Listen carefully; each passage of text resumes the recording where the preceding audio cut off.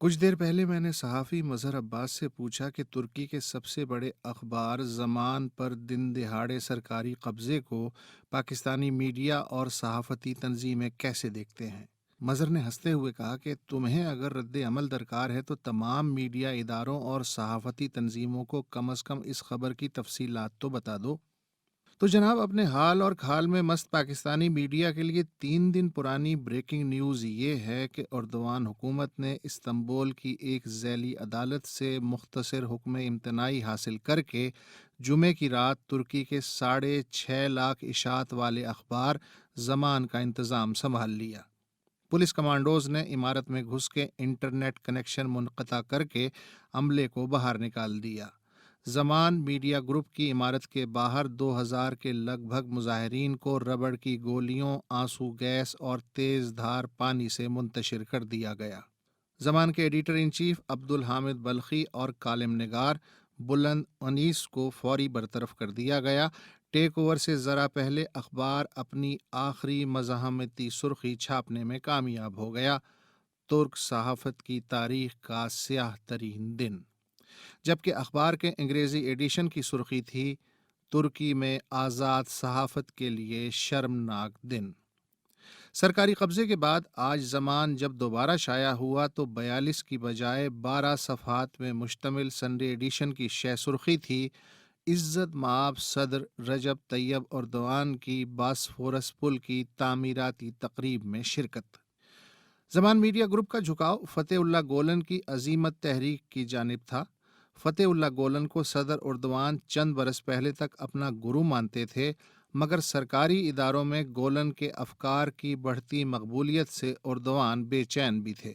2013 میں جب police prosecutor نے رجب طیب اردوان کے قریبی ساتھیوں پہ چند مالی گھپلوں کی پوچھ تاچھ کے لیے ہاتھ ڈالا تو گولن اور اردوان میں کھلی دشمنی ہو گئی اور حکومت نے گولن کو غدار اور دہشت گرد قرار دے کے ان کے حامیوں کے گرد گھیرا تنگ کرنا شروع کر دیا۔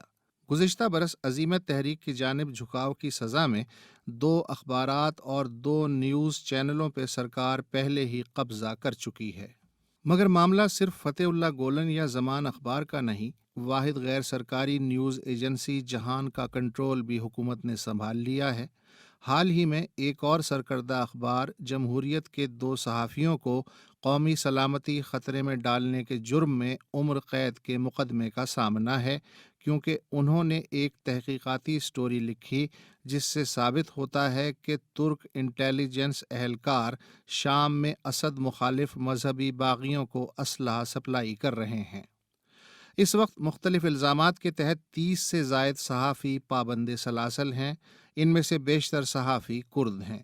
صحافیوں کی عالمی تنظیم رپورٹرز وداؤٹ بارڈر کی انڈیکس میں شامل 180 ممالک میں ترکی آزادی صحافت کے اعتبار سے خاصا نیچے، یعنی 149ویں نمبر پہ ہے۔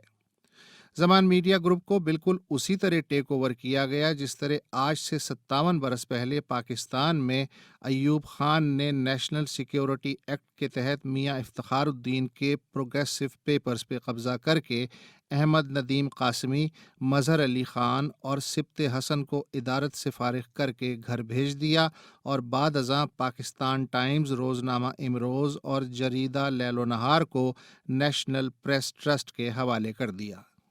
لیکن انفوٹینمنٹ اور ریموٹ کنٹرول کی ایجاد کے بعد آج پاکستان میں صحافت کنٹرول کرنے کے لیے قرون وسطیٰ کے خام فسطائی طریقے استعمال نہیں کیے جاتے۔ اب تو دامن پہ کوئی چھینٹ نہ خنجر پہ کوئی داغ جیسی مہارت کا دور ہے۔ برادر ترک اسٹیبلشمنٹ کو برادر پاکستانی اسٹیبلشمنٹ سے اس بارے میں ابھی بہت کچھ سیکھنے کی ضرورت ہے۔ تم تو بالکل ہم جیسے نکلے، اب تک کہاں چھپے تھے بھائی؟